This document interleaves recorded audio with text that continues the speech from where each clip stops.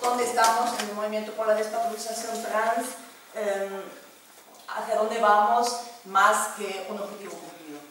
De todas formas, bueno, me chocó como el término del objetivo cumplido y luego me digo, bueno, voy a dejar ese título porque también me llevo como una reflexión de alguna forma más amplia, como decía, bueno, hasta qué punto en un activismo se puede hablar de objetivo cumplido. Porque de alguna forma, por más que se alcancen cosas, de alguna forma los cambios que estamos buscando son tan amplios, tan complejos, que de alguna forma yo creo que no podemos hablar de un punto final, ¿no? Sino, digamos, de alcances parciales, nuevos retos y nuevas prioridades, nuevas estrategias, ¿no? Entonces, bueno, voy a hablar más de eso, ¿no? Y, bueno, voy a intentar dar pinceladas de diferentes temas y limitarme en el tiempo porque en realidad me gustaría dejar un espacio amplio de debate que me parece como el punto más importante. Bueno, si se puso eso del objetivo cumplido entre interrogaciones, de alguna forma, bueno, hay un punto que de alguna forma, bueno, la campaña internacional STP 2012, pues ha sido una campaña muy sorprendente a nivel de difusión y de alcance y de lo que ha logrado, ¿no? Entonces allí sí hay un punto de que yo creo que cuando se empezaron en el 2007 aquí en Barcelona, en Madrid, en París, a hacer las primeras manifestaciones coordinadas por la despatologización trans, nadie se imaginaba de que se iba a llegar hoy a tener esa convocatoria mundial con acciones en muchas ciudades, ¿no?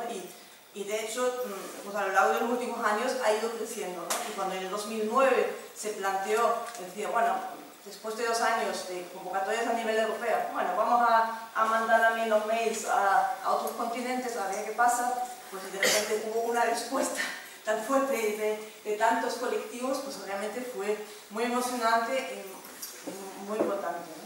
Y yo creo que también lo que ha cambiado a lo largo de esos años es el grado de aceptación y de difusión que ha tenido ese discurso dentro de las comunidades trans, ¿no?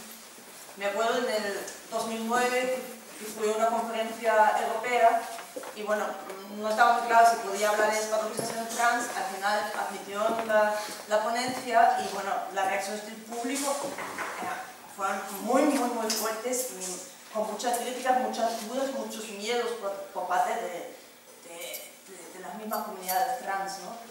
Bueno, este año fui a otra conferencia europea, la de Transgender Europe en Dublín hace un mes, y bueno, la perspectiva de la despatologización estaba en todas las ponencias, además no estaba como un objetivo, estaba casi como un estándar. Si se hablaba de atención sanitaria, si se hablaba del ámbito legal, era como decir, bueno, no podemos hablar sin esos temas sin pensar en la despatologización, ¿no? Entonces, allí yo creo que hubo un cambio, ¿no? Y es un cambio fruto de muchos debates, de mucha reflexión, de pensar mucho en todos los puntos de complejidad, de afinar nuestros discursos, de equivocarnos, de seguir discutiendo, de encontrar propuestas y bueno, y aquí estamos, en el 2012, que de hecho el nombre STP 2012 se puso con la idea de que este año se iba a publicar el DSM y luego se retrasó la publicación y bueno, que de alguna forma no pensamos que íbamos a llegar al 2012 con esta iniciativa. Lo que también, bueno, aquí os he puesto las demandas de la campaña, un poco la idea de, porque no sé hasta qué punto, igual todos ya las habéis visto, ya habéis leído cosas en nuestra página web, igual hay personas que no han escuchado de la campaña. Decías que, claro, ha sido complejo construir una campaña a nivel internacional porque las realidades de las personas trans o de las personas que transitan en el género en diferentes partes del mundo, en diferentes culturas, son tan diferentes que de alguna forma encontrar objetivos comunes no es tan fácil, ¿no? Entonces optamos por poner 5 objetivos y luego invitar a los grupos activistas de diferentes partes del mundo a añadir sus demandas locales, ¿no? Y redactar sus propios manifiestos un poco con esa tónica general, ¿no? Y bueno, digamos, la demanda principal, la retirada de las categorías de disforia de género, trastorno de identidad de género, del DSM y de la CIE, la clasificación internacional de la Organización Mundial de la Salud. Metimos también un objetivo dirigido a la temática intersex, con la idea de que de alguna forma, aunque son dos activismos con su trayectoria propia, hay muchos puntos compartidos. Y después, bueno, una demanda de cambio del modelo de atención sanitaria a las personas trans, sin ese modelo de evaluación psiquiátrico, psicológica que hay ahora mismo. Y, por supuesto, pues, la demanda de cobertura pública de la atención sanitaria trans específica, que, bueno, como todos sabemos, no está garantizada ni en muchas partes del mundo, ni aquí en el Estado español de forma igualitaria en todos los lugares. Y, por supuesto, desde la idea de que la patologización, la psiquiatrización y la discriminación, la transfobia, están muy ligadas, pues, un objetivo respecto a la lucha contra la transfobia. Bueno, sí, antes dije que de alguna forma pues, ha cambiado el nivel de difusión de la idea de la despatologización entre nuestros movimientos trans, también ha calado el discurso a nivel internacional, ¿no? De alguna forma, la perspectiva de despatologización trans a lo largo de los últimos años y una perspectiva de derechos humanos sobre temáticas trans se ha encontrado entrada a los discursos políticos y las agendas políticas internacionales. Me gustaría también decir que esta campaña concreta no es la primera movilización por la despatologización trans a nivel mundial, porque bueno, hubo muchos precedentes de activistas, de grupos manifestándose por ideas, por la despatologización, por un cambio ya en los años 90 y a lo largo de esta década. En el 2007 se hizo un grupo de trabajo, un grupo de expertos que hicieron como un documento que es como una aplicación de la temática, de los principios de la Declaración de Derechos Humanos a la temática trans, de la orientación sexual, etc., ¿no? Y son los así llamados principios de Yogyakarta, que seguro muchos de vosotros los conocéis, ¿no? Y de alguna forma, a lo largo de los últimos años, la perspectiva de derechos humanos ha encontrado entrada en declaraciones, resoluciones internacionales a nivel del reconocimiento de la identidad de género como razón de discriminación, ¿no? En leyes, en declaraciones, etc. Pero también una serie de declaraciones específicas a favor de la psicopatologización trans, tanto por parte de instituciones europeas, por gobiernos, entre ellos el gobierno español, y también por asociaciones profesionales como WFAT o, por ejemplo, la Federación de Psicólogos en Brasil, SOCUME, que es una sociedad cubana, y por muchas redes activistas internacionales que han ido publicando declaraciones a favor de la despatologización. Entonces, eso podemos decir al lado del objetivo cumplido en interrogación, pero por otro lado, bueno, aquí tenéis una serie de documentos estratégicos que de alguna forma, que se hayan publicado esos documentos para el movimiento trans ha sido muy importante porque de alguna forma son sostén sobre el que podemos seguir trabajando, ya que podemos referirnos cuando lanzamos comunicados, cuando lanzamos nuestras demandas.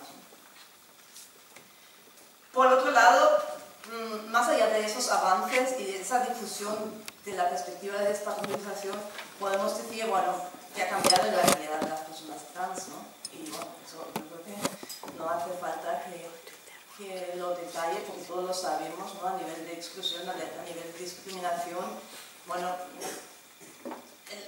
la transexualidad sigue clasificada como trastorno mental hoy en día.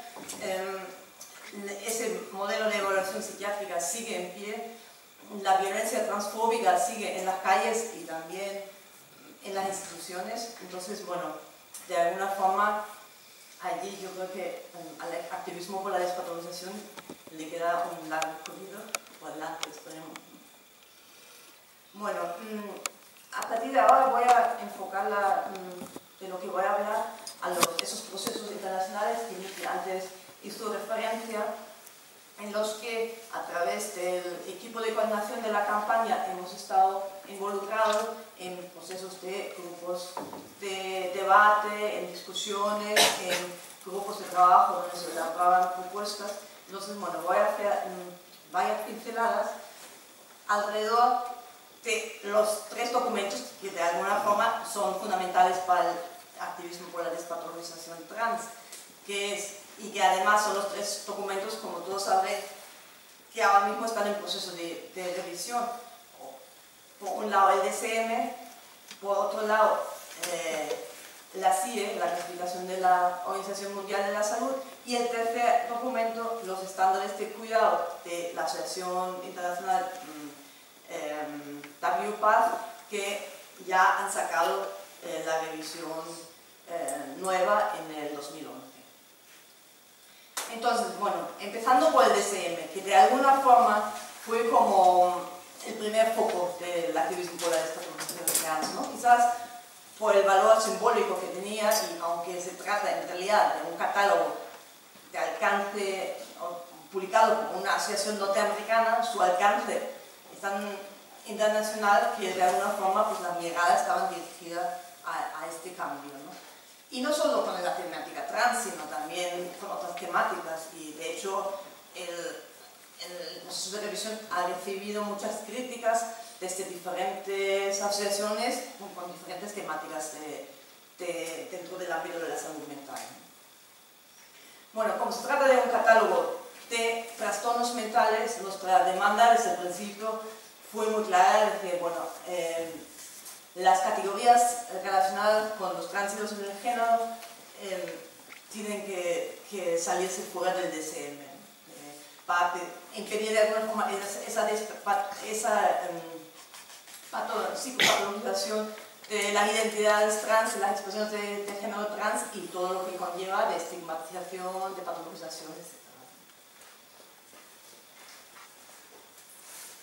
Bueno, como seguramente sabréis, pues en el DSM-4 los trastornos de la identidad de género estaban en un capítulo de trastornos, o siguen estando en un capítulo de trastornos sexuales y de la identidad de género, que se compone de trastornos sexuales, de parafilias, donde está metido también el fetichismo transvestista, y luego los trastornos de la identidad de género, propiamente dicho.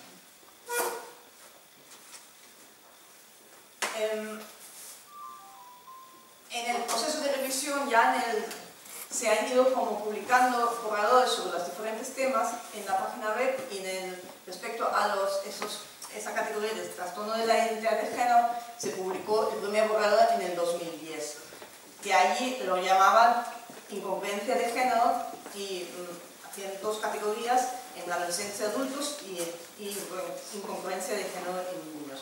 Se abrió un proceso donde se podían enviar propuestas online, donde también participamos como campaña, aparte de múltiples colectivos que también participan en la campaña, que enviaron también sus propuestas.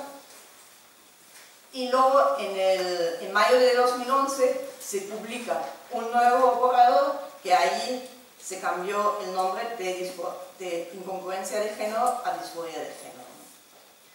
Bueno, cuando mandamos la primera carta a la Asociación Norteamericana de Psiquiatría, bueno, una de nuestras críticas era, aparte de decir, bueno, nosotros no queremos un cambio en la categoría, queremos que se retire completamente, era también hacia ese título de incongruencia de género, que de alguna forma considerábamos que conlleva el peligro como de patologizar el tránsito, ¿no?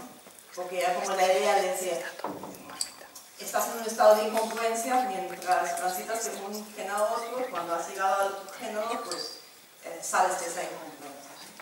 A mí ese título me suena un poco, casi me da como ideas de performance, ¿no? de hablar de los países incongruentes y esas cosas, ¿no? Entonces, bueno, cuando se cambió, dijimos, bueno, menos mal que se ha cambiado, pero claro, el término de historia de género no es que sea mucho mejor a nivel de tiene un carácter menos patologizante, ¿no? De hecho, el título disforia pues ya estaba presente en las versiones anteriores del DSM, ¿no? aunque el título de sí se llamaba trastorno de la identidad de género. Respecto a la otra categoría que tiene relevancia para el ámbito trans, el fetichismo transvestista, pues se cambió el nombre a trastorno fetichismo. Bueno, os he puesto aquí la versión del segundo borrador con el nombre de Soy el género. Y bueno, cuando se revisa que ahora está publicada en la versión en inglés en la página web del DSM-5 como borrador, pues de alguna forma se mantienen dos criterios, uno que habla como de una incongruencia entre el género expresado y el género asignado, y otra, la condición B al final, que habla como de malestar o de impedimento. De hecho, ese segundo criterio en la primera versión del borrador no estaba presente, pero luego lo volví a poner. Y lo que llama la atención es que han añadido de alguna forma la expresión de, por ejemplo, un deseo fuerte de ser del otro género o de algún otro género alternativo diferente al género asignado. De esa forma, de alguna forma, mientras en el DSM-4 el cambio que se describía era de un género binario al otro, de alguna forma han abierto el abanico a una diversidad de géneros más amplia, ¿no?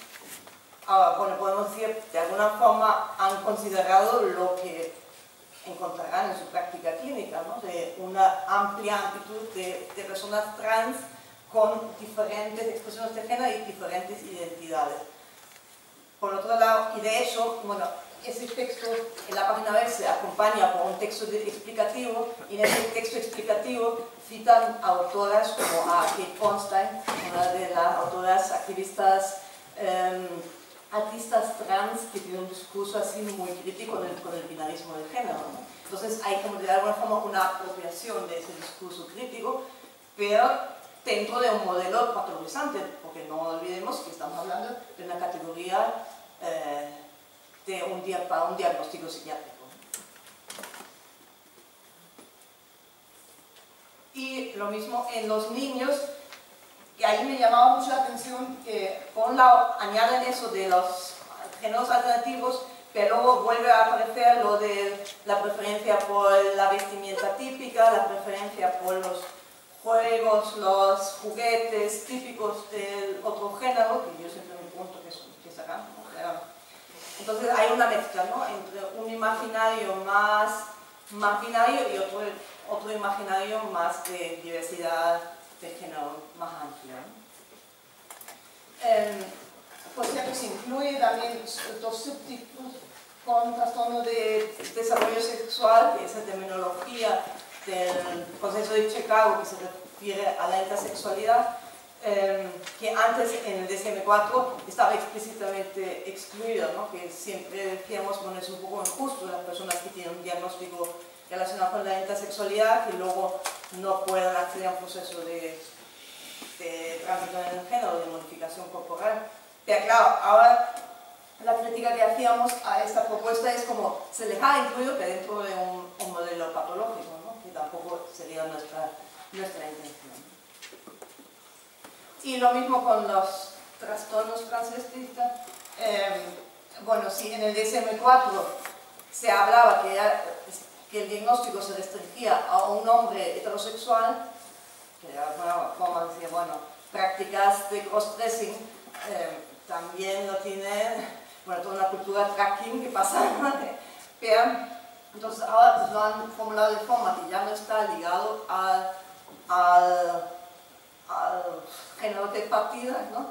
De alguna forma al género asignado al nacer, pero también dentro de un diagnóstico psiquiátrico, ¿no? Y además con esa se añade el concepto de autofilia y de autoandrofilia, definida como una excitación sexual a través de pensamientos o imágenes o de sí mismo como en el género deseado, ¿no? Del femenino o masculino, ¿no? Que también, bueno, que se patologice eso, pues amplía también mucho el diagnóstico. Bueno, deciros que finalmente la publicación del DSM-5 está prevista para mayo de 2013.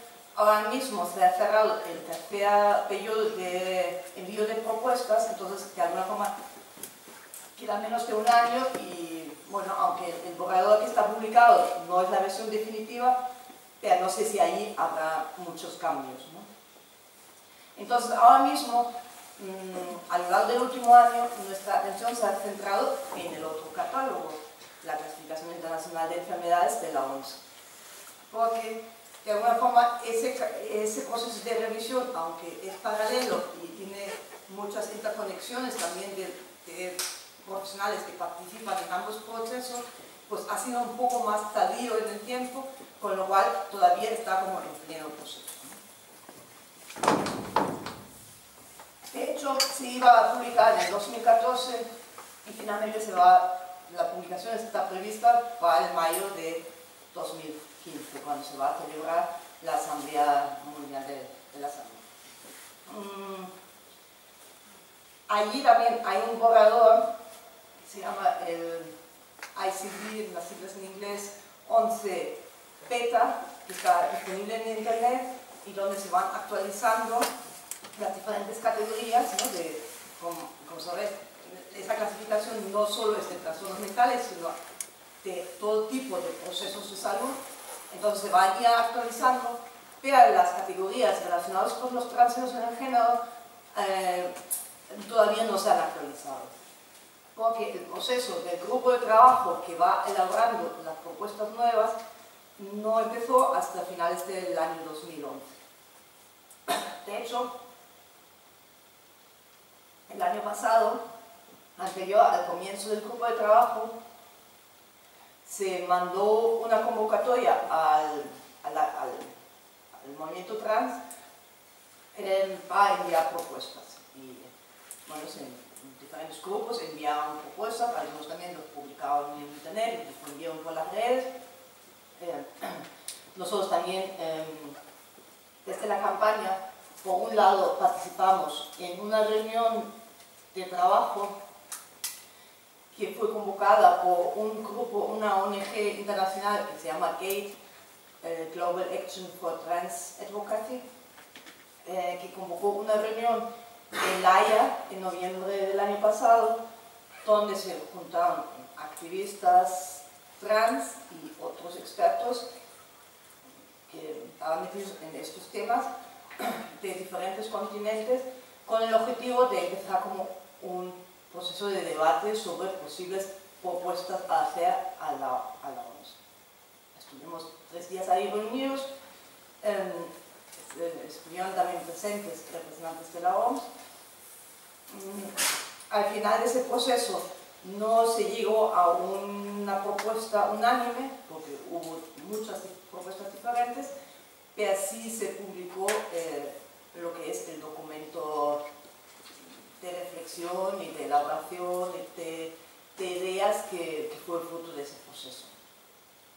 Después de ese proceso, nosotros también, como campaña, desde el Grupo de Coordinación Internacional, seguimos reflexionando sobre el tema y publicamos también un documento que finalmente se publicó en julio de este año, donde de alguna forma elaboramos nuestra propuesta, que ahora haré referencia a eso.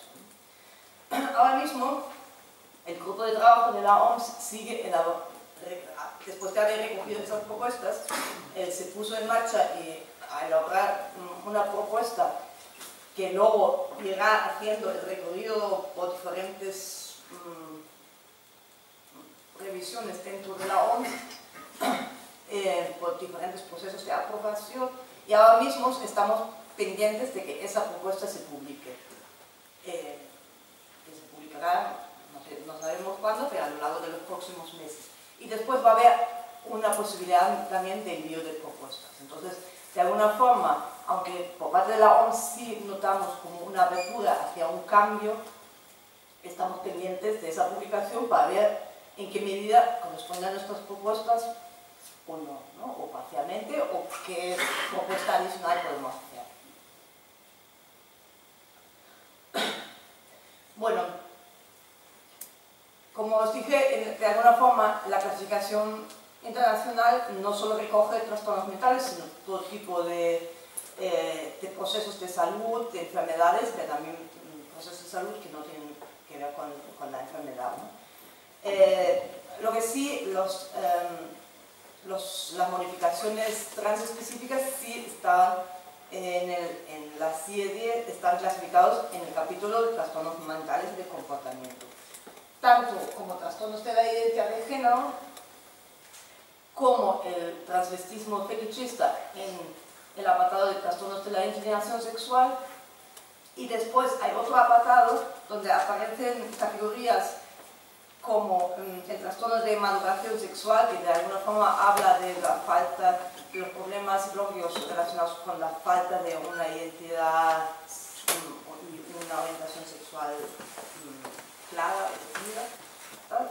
Y la orientación sexual egodistónica, que de alguna forma es la categoría reducto de la despatologización de la homosexualidad que tuvo lugar en los años 70. Entonces, bueno, en los espacios de debate que hemos tenido, de alguna forma pudimos observar un consenso cada vez mayor de que esas categorías tienen que desaparecer, ¿no? Tanto los trastornos de la identidad de género como el transvestismo fetichista, y también esas categorías F66 que de alguna forma consideramos que no tienen mucha importancia, ya que una persona que tiene problemas, dificultades por su orientación sexual, por sufrir discriminación por su entorno, puede recibir apoyo psicológico sin que haya una categoría específica. Si hay bastante, un consenso cada vez mayor sobre esa necesidad de retirada, respecto al proceso de cambio de la CIE, hay propuestas que van más allá de la retirada, porque como es una clasificación que no solo incluye trastornos mentales, se abre la pregunta en qué medida no es interesante introducir una categoría nueva relacionada con la atención sanitaria transespecífica, con la idea de un tema que de alguna forma está en el centro del debate de la despatologización, que es cómo asegurar el acceso sanitario una vez que se haya retirado las categorías existentes. Entonces, eso ha sido como el gran debate a lo largo de los últimos años y que hemos mantenido con muchísimos activistas de qué alternativas se podrían hacer. Y además alternativas que no signifiquen una repatologización de las expresiones e identidades trans, ¿no? Y allí, en diferentes grupos activistas y también dentro de ese proceso, de ese grupo de trabajo del que os hablé antes, hubo propuestas muy diferentes, tanto respecto al lugar de esa categoría nueva, a su nombre, a la tecnología utilizada, a los contenidos, y también una pregunta específica si tiene sentido que haya una categoría específica para menores y para niños trans.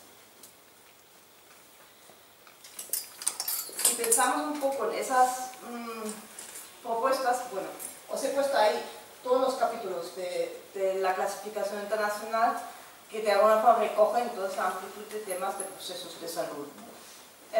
Si tenemos claro que queremos que se retire del capítulo 5, que aquí está marcado en beige, pues se pueden pensar diferentes posibilidades para incluir una categoría nueva o para utilizar categorías ya existentes, ¿no? Entonces, bueno, algunos grupos activistas, por ejemplo, proponían utilizar categorías ya existentes, por ejemplo, en el ámbito de las enfermedades endocrinas, O, por ejemplo, en ese capítulo de las malformaciones congénitas, deformidades y anomalías como son, el título tiene tela, pues por ejemplo con la idea de, bueno, a ver, una mujer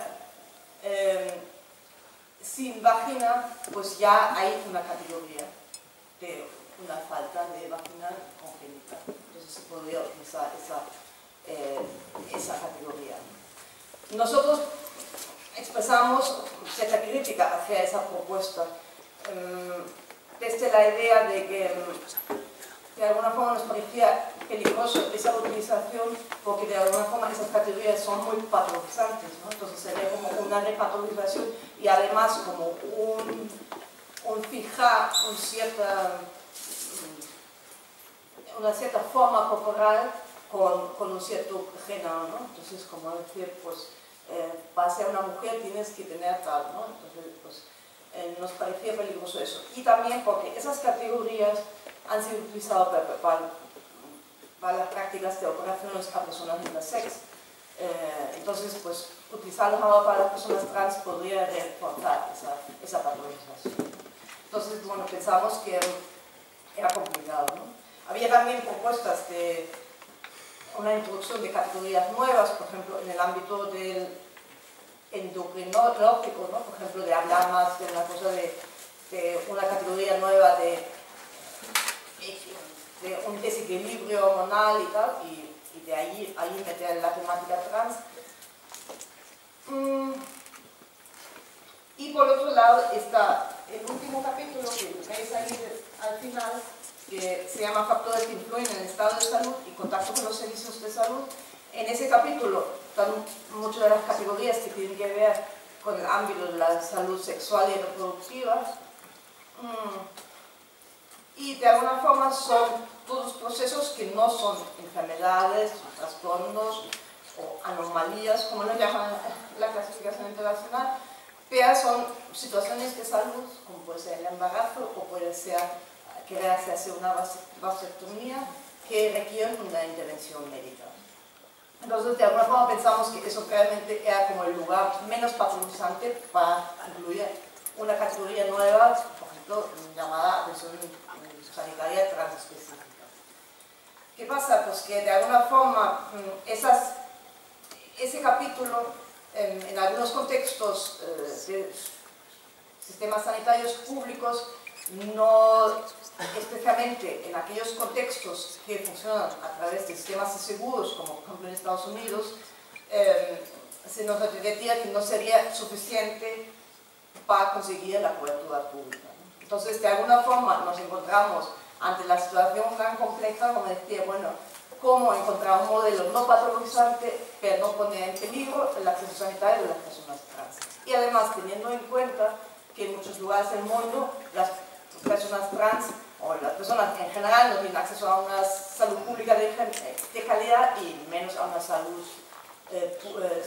transespecífica, ¿no? Entonces, como decía, bueno, cómo crear propuestas que tengan en cuenta esas diferentes situaciones en tantos lugares del mundo, ¿no? Entonces, bueno, de alguna forma eso es un debate abierto. Habría también otra posibilidad que sería crear un capítulo nuevo en la clasificación internacional, que eso, bueno, supongo que no será muy fácil, ¿no? Pues sería también una posibilidad, ¿no? Por ejemplo, no sé, de salud relacionado con el temáticas de sexualidades, de identidades de género, etc., ¿no? Entonces, bueno, esas diferentes propuestas de momento están en el aire. Como os dije, estamos pendientes de esa publicación para luego dar respuesta nuestra y animados también a vosotros, pues, desde vuestros colectivos, a dar respuesta. Entonces, bueno, desde la campaña, ante esa complejidad de alguna forma compaginar el derecho a una atención no patologizada y por otro lado salvaguardar el derecho de acceso a una atención sanitaria públicamente cubierta y de calidad, pues hemos ido publicando diferentes textos que los encontráis en nuestra página web, Y en el último texto, de alguna forma optamos por decir, bueno, proponemos una referencia no patologizante, pero de alguna forma tenemos que pensar como en un cambio más a largo plazo y reforzar de alguna forma un modelo de sanidad pública basada en una perspectiva de derechos humanos y basada en una perspectiva de despatologización. Y de hecho, si pensamos en diferentes procesos de salud, esa perspectiva ya existe. Por ejemplo, en el ámbito de la salud reproductiva existe, ¿no? Si pensamos en la interrupción del embarazo, si a veces con el tema trans se dice, bueno, no se puede intervenir sobre un cuerpo supuestamente que no tiene ninguna enfermedad, bueno, si el embarazo no es una enfermedad y se permite la interrupción voluntaria del embarazo desde un reconocimiento de la autodeterminación de las personas, ¿no? Entonces, desde esta lógica que ya está y que no en todas las partes del mundo, pero en algunas partes del mundo está accesible en la salud pública, lo mismo que la esterilización voluntaria, lo mismo que otros procesos de salud, pues es ya una lógica que está ahí, ¿no? Aunque sean ejemplos puntuales. Y bueno, este año salió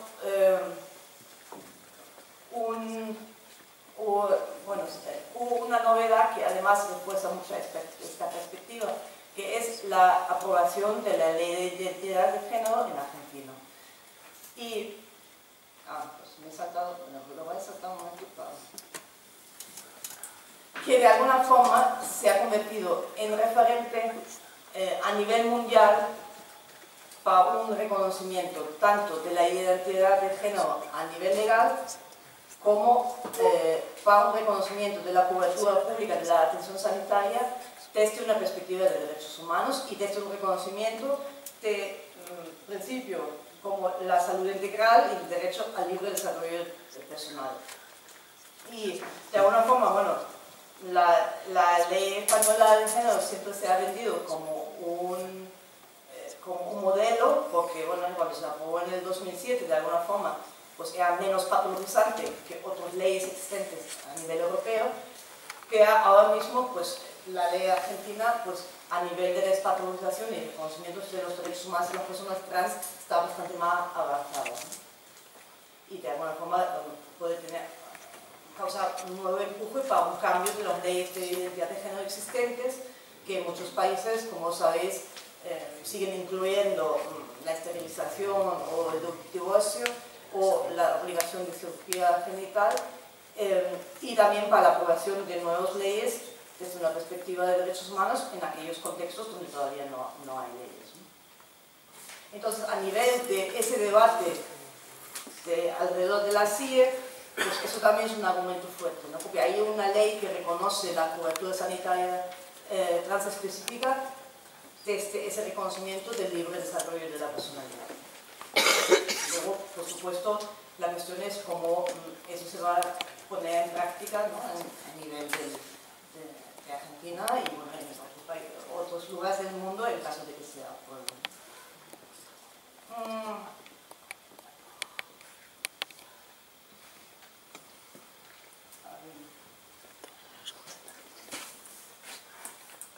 Bueno,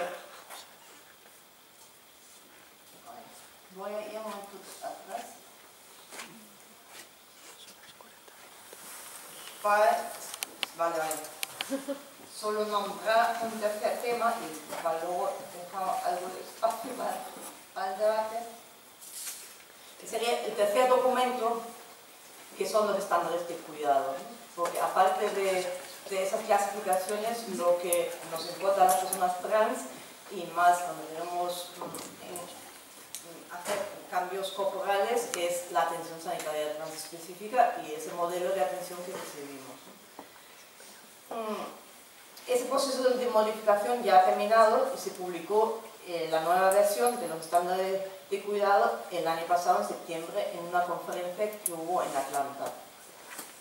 Yo tuve la oportunidad de estar en esa conferencia y de hecho en Atlanta esa semana hubo 3 conferencias, una jornada trans, el movimiento trans, una asociación de los médicos gay y lesbianas y y la conferencia de la asociación WPATH, que es la Asociación de Profesionales de Salud Trans, ¿no?, que publicaron ese documento.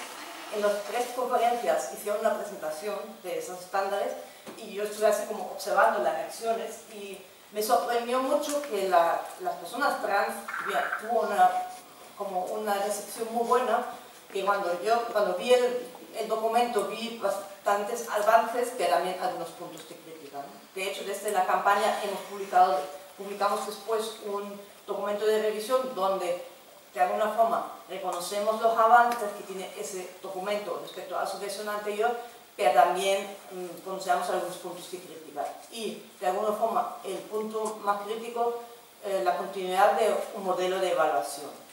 Porque ahora ya no se habla de experiencia de la vida real en la versión 7, pero sigue estando el requisito de vivir un año en el género deseado. Sigue muy presente un rol de los profesionales de salud mental como evaluadores más que como personas que aconsejen o que ayuden a las personas trans en el proceso, ¿no? Entonces, bueno, ahí lo que podemos igual destacar de avances que ya se ve en el título es que se haya abierto hacia una mayor diversidad de género. También destacar que hay una mención que las identidades trans no son patológicas en sí, aunque luego sí sigue la clasificación psiquiátrica, porque dice, bueno, que sí, la disforia de género sí puede ser clasificado como trastorno mental, ¿no? Entonces, bueno, yo creo que allí también, más allá de esos avances, pues hay todo un trabajo por delante que se puede seguir modificando. Y de hecho, en el documento se nombra que ya como que no se va a esperar a una versión octava, sino que se van a ir introduciendo cambios, ¿no?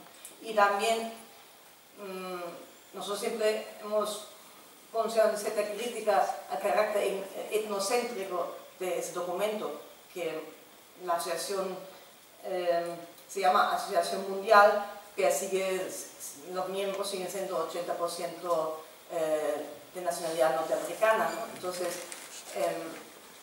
en este documento, en esta versión 7, reconoce de alguna forma la necesidad de adaptación transcultural, y eso yo creo que abre la puerta a que los profesionales de la salud no la sigan como una ley, sino como unos principios bases a adaptar y a discutir con las comunidades trans, ¿no? Y a elaborar estándares culturalmente específicas y contextualmente específicas con participación y desde las necesidades de las personas trans. Entonces, bueno, ¿hacia dónde vamos en el activismo por la despatologización? ¿Qué prioridades y estrategias futuras? Entonces, bueno, allí me gustaría abrir el debate, ¿no? Y, bueno, algunas ideas. Bueno, por ejemplo, la película de ayer me inspiró mucho esa necesidad de abrirlo hacia un cuestionamiento más amplio de los procesos de psiquiatrización, no solo específicamente limitado a la temática trans, ¿no? Otro tema emergente que podemos pensar hasta qué punto tiene relevancia para nosotros en nuestro contexto es el tema de la crisis económica y su impacto en todos nosotros como personas trans, ¿no? Hay otro tema que está presente en esos carteles de los grupos de diferentes lugares del mundo, que es el tema de la diversidad de género, del reconocimiento social de las identidades múltiples, binarias o no binarias, sin ninguna jerarquía, ¿no? en nuestra sociedad. Y no sé, múltiples otros temas que me gustaría abrir un poco un espacio de debate con todos vosotros. Bueno, muchas gracias.